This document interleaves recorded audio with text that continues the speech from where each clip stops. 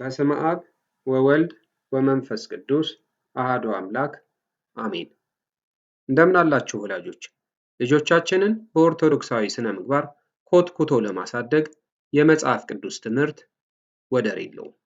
ይህ የሕይወት ቃል ለበርካታ ወላጆችና ልጆች እንዲዳረስ ላይክ እና ሰብስክራይብ በማድረግ ቤተሰብ ይሁኑ። እናመሰግናለን። ልጆች ባለፈው ትምህርታችን አካላዊ ሰውነታችንን በፊኛው ነፍሳችንን ደግሞ በውስጡ እንዳለችውና ሕይወት እንደምትሰጠው እስትንፋስ መስለን አይተን ነበር። ዛሬ ደግሞ የአካላዊ ሰውነታችን መሪ የሆነችውን ነፍሳችንን እንዴት ምርጥ ምግቦችን መርጠን እንደምንመግባት በጥልቀት እናያለን። አካላዊ ሰውነታችንና ነፍሳችን ሁለቱም ድንቅ የእግዚአብሔር ስጦታዎች ናቸው። አንዱ ያለ ሌላው በምድር ላይ ሊቆም አይችልም። አካላዊ ሰውነታችን ነፍሳችን የምትኖርበት ቤት ወይንም የእግዚአብሔር ቤተ መቅደስ ነው። ይህንን ቤተ መቅደስ የሚያዘውና የሚያንቀሳቅሰው በውስጡ ያለው ረቂቅ ኃይል ነፍሳችን ነው። ነፍሳችን በዚህ ዓለም ላይ ስትኖር ሁለት አይነት ምግቦችን ትመገባለች። እነርሱም ሰማያዊና ምድራዊ ምግቦች ናቸው።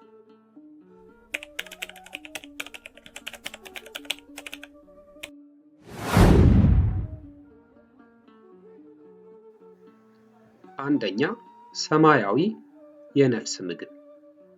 ይህ ምግብ ነፍሳችንን ከፈጣሪዋ ጋር የሚያገናኝና በቀጥታ ሰማያዊ ኃይል የሚሰጣት ነው። ጸሎት። ነፍሳችን ከእግዚአብሔር ጋር የምታወራበት መንፈሳዊ ስልክ ነው።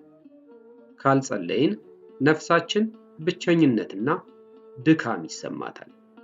ትዝላለች፣ ትዝለፈለፋለች። የእግዚአብሔር ቃል። ይህ የነፍስ ምግብ ልክ እንደ ቫይታሚን ነው። እውነትንና ውሸትን እንድንለይ እና ብልህ እንድንሆን ያደርጋል። ቅዱስ ቁርባን። ይህ ከምግቦች ሁሉ በላይ የሆነ የሕይወት ምንጭና ሰማያዊ ምግብ ነው። ምስጋናና መዝሙር። ነፍሳችን በደስታ እንድትሞላና እንድትፈነጥዝ የሚያደርግ ጣፋጭ የነፍስ ማር ነው። ሁለተኛ፣ ምድራዊ የነፍስ ምግብ። ነፍሳችን በዚህ ምድር ላይ በስጋችን ውስጥ ሆና ስትኖር ለሰዎች እንድትጠቅም የሚያስፈልጋት የእውቀት ምግብ ነው። የትምህርት ቤት እውቀት፣ ሂሳብ፣ ሳይንስና ቋንቋ መማር ነፍሳችን አእምሯችንን የምታሰፋበት ምግብ ነው። ጎበዝ ተማሪ ስንሆን ነፍሳችን በስጋችን ትኮራለች። የተመረጠ ጥሩ ስነ ጽሑፍና ጥበብ፣ ሰው ማክበርን፣ ደግነትንና ታሪክን የሚነግሩን መጽሐፍት ለነፍሳችን ጠቃሚ ናቸው። መልካም ጓደኝነት፣ ከጥሩ ጓደኞች ጋር የምናሳልፈው ጊዜና የምንጫወተው መልካም ጨዋታ ለነፍሳችን ፍቅርንና ማህበራዊ ሕይወትን ያስተምሩናል። ልጆች ጥንቃቄ ልናደርግበት የሚገባ አንድ ጉዳይ አለ። ስጋችን የቆሸሸ ወይንም ደግሞ ጤናማ ያልሆነ ምግብ ሲበላ እንደሚታመመው ሁሉ ነፍሳችንም እነዚህን ቆሻሻ ምግቦች ካገኘች ትዝላለች፣ ትታመማለች። ውሸት፣ ስድብና ክፉ ወሬ፣ እነዚህ ነፍስን የሚያቆሽሹ መርዞች ናቸው።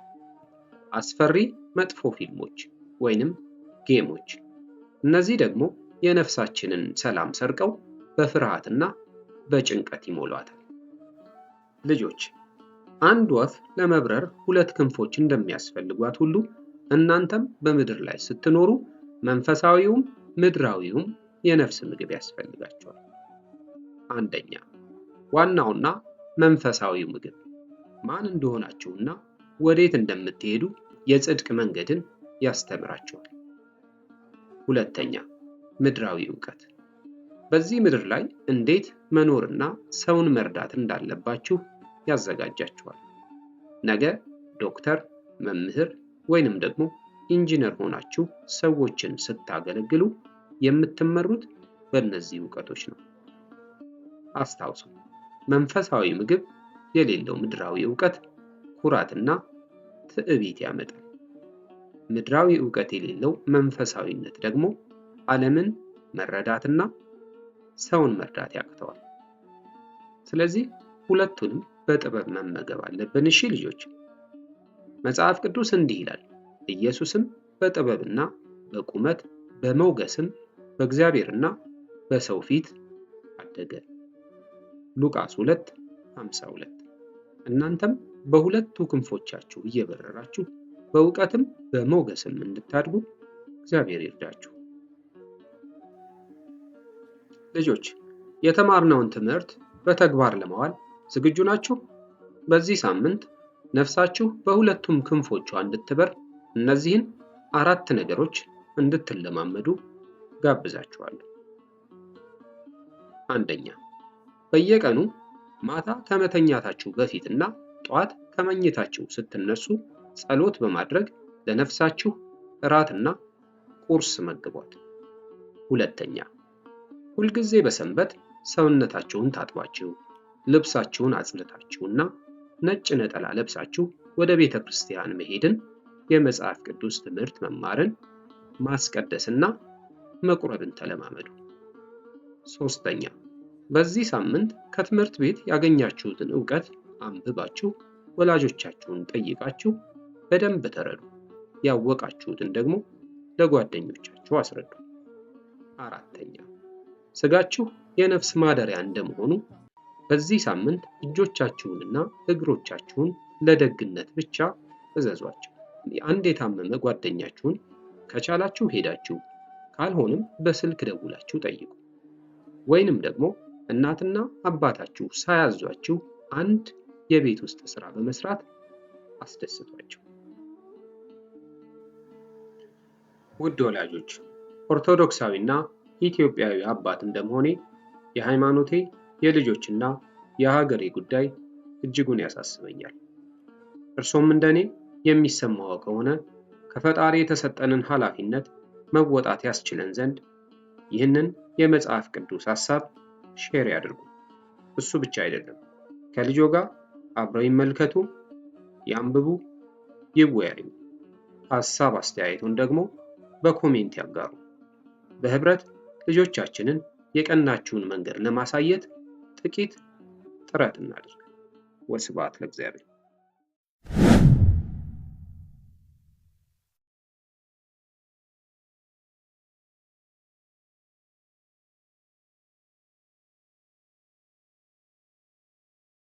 አቤት ያንተ ስራ እጹብ ያንተ ስራ፣ አቤት ያንተ ስራ አያልቅም ቢወራ።